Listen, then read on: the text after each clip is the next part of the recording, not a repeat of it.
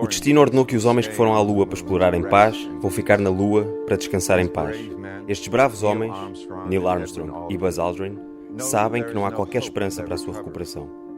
Mas também sabem que há esperança para a humanidade no seu sacrifício. Estes dois homens estão a dar a sua vida pelo objetivo mais nobre da humanidade, a busca pela verdade e pela compreensão.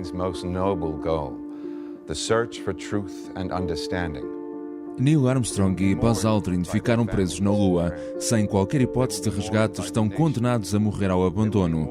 Michael Collins, o terceiro astronauta, viverá com a culpa de não ter tido outra alternativa senão deixar os seus companheiros para trás. Este discurso, aqui na voz do ator britânico Benedict Cumberbatch, estava preparado para ser lido pelo presidente Richard Nixon caso Armstrong e Aldrin não regressassem. Como a história o demonstrou, nunca chegou a sair da gaveta. Ignition sequence starts. 6. We choose to go to the moon in this decade and do the other things, not because they are easy, but because they are hard. Liftoff. We have a liftoff. Apollo 11, this is Houston. You are confirmed to go for orbit. Magnificent ride. And we've had loss of signal as Apollo 11 goes behind the moon. Give us a reading on the 1202 program alarm. Here, go for landing, over. Tranquility Base here. The Eagle has landed. That's one small step for man, for one priceless moment in the whole history of man. All the people on this earth are truly one. Magnificent sight out here.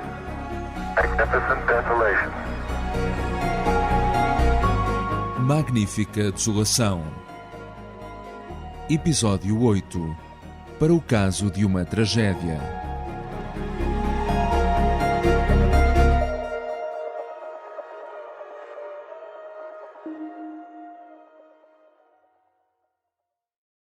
Oh, moon, when I look on thy beautiful face,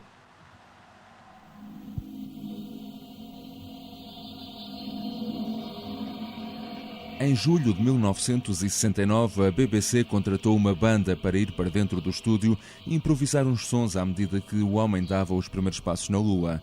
A banda, constituída por jovens ainda nos seus 20 e poucos anos, era na altura chamada com frequência pelos produtores da televisão pública britânica para fazer a sonorização de programas. Chamavam-se Pink Floyd. Moonhead é tocada ao vivo de improviso numa emissão especial do programa Omnibus sobre a ida do homem à Lua. Ao bom estilo do humor britânico, a emissão chamava-se E então, e se for apenas queijo verde? Ian McKellen e Judi Dench, que na altura ainda não eram assim tão famosos, leem poemas em direto e um painel de especialistas está em estúdio ao lado dos Pink Floyd a comentar a lunagem.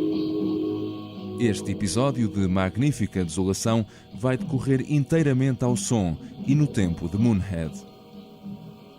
There will be no live television now of the liftoff, the television camera that relayed those spectacular pictures last night. Tal como na aterragem, as televisões não iriam ter imagens do momento em que o módulo lunar iria levantar voo para entrar de novo em órbita e se juntar ao módulo de comando, e por isso tem de recorrer novamente a simulações gráficas. Nos Estados Unidos, a ABC tem mesmo 2 figurantes vestidos de astronauta a bordo de uma réplica do interior do módulo, a mexerem nos botões à medida que vamos ouvindo as comunicações reais da Apollo 11.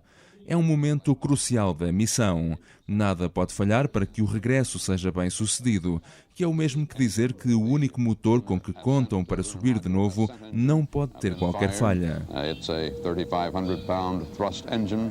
It gets its first test and it's got to work today if Armstrong and Aldrin are to return home safely. Quando regressa ao interior da Eagle, Armstrong é sujeito a uma bateria de perguntas sobre as suas atividades na superfície lunar.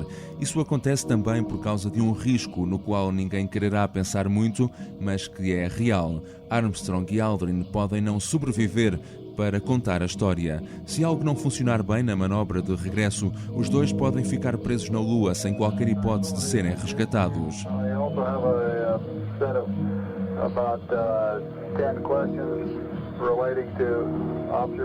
Lá em cima, a orbitar sozinho a bordo do módulo de comando Columbia, o terceiro astronauta da Apollo 11 está preocupado. Michael Collins tem consciência do que está em causa neste momento crítico.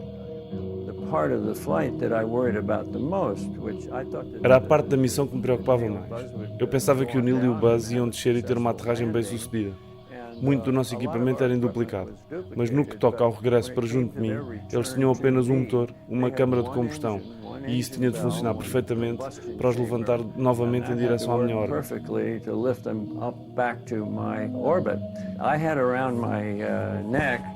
À volta do meu pescoço eu tinha agarrado um caderno que tinha 18 possibilidades para a forma como iríamos voltar a juntar de novo aquelas duas naves. Se tudo corresse de acordo com o guião era simples, se fosse algo que tivéssemos praticado vezes sem conta no simulador.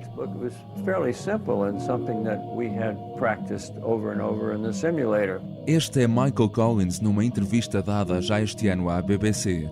Collins vai fazer 89 anos. Para a NASA, esta era a manobra mais arriscada de toda a viagem. Um dia antes do lançamento da Apollo 11, Frank Borman, astronauta que fez parte da Apollo 8 e servia como elemento de ligação à Casa Branca, telefona a William Safire, que escrevia então os discursos de Richard Nixon. Borman alerta Safire de que o presidente deveria ter um discurso alternativo preparado. De início, Bill diz que não percebe bem a intenção, até que Borman lhe diz: "O que vamos fazer com as viúvas?" É necessário estar preparado para o caso dos astronautas não conseguirem regressar e ficarem presos na Lua, e se isso acontecesse, os dois estariam obviamente condenados à morte.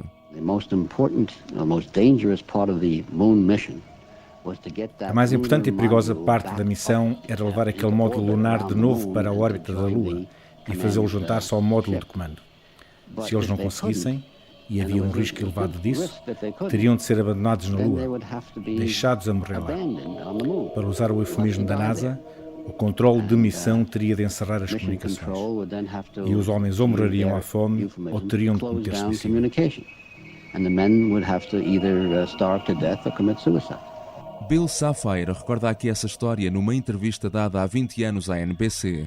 O documento é datado de 18 de julho de 1969, apenas 2 dias depois da partida da Apollo 11, já os astronautas estavam a caminho da Lua. No título tem escrito: "Para o caso de um desastre lunar". É assinado por Safire e enviado para o chefe de gabinete de Richard Nixon, H.T. Haldeman. Se os dois astronautas ficassem mesmo presos na Lua, Michael Collins teria de regressar sozinho à Terra. Claro que pensei nisso, mas de uma forma muito breve. Primeiro, não iria cometer suicídio. Iria voltar para casa, sozinho, mas seria um homem marcado para o resto da minha vida. Eu sabia isso. Não perdi muito tempo a pensar nisso, mas estava consciente. Muito poderia correr mal e, por vezes, o mais inesperado. Quando os astronautas regressaram ao interior do módulo lunar, Aldrin bateu com a enorme mochila que carregava o sistema de suporte de vida e partiu o interruptor que ligava o motor que os levaria a ascender de novo para entrar em órbita. Nas comunicações, ouve-se Aldrin a pedir ajuda a Houston.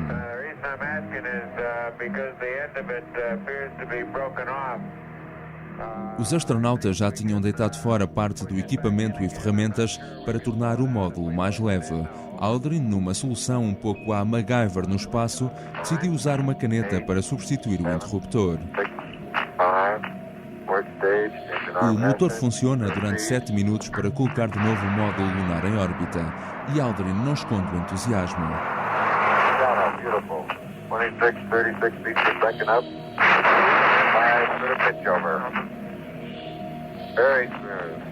Hoje sabe-se que a NASA tinha outra forma de arrancar o motor sem a caneta de Aldrin, mas não deixa de ser uma boa história. E o discurso alternativo de Nixon para o caso de uma tragédia nunca chegou a sair da gaveta.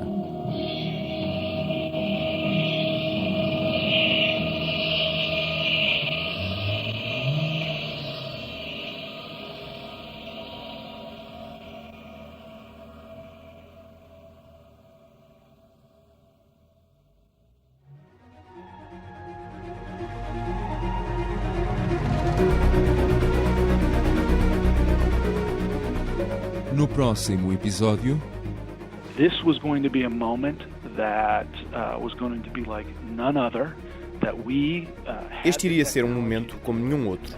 Nós tínhamos a tecnologia para isso e precisávamos de trazer os americanos e o mundo connosco na missão. Não seria suficientemente bom tirar fotografias ou mesmo vídeos, conduzir a missão e depois, mais tarde, talvez 2 semanas depois de eles voltarem, mostrar isso ao mundo. Nós precisávamos de levar o mundo connosco.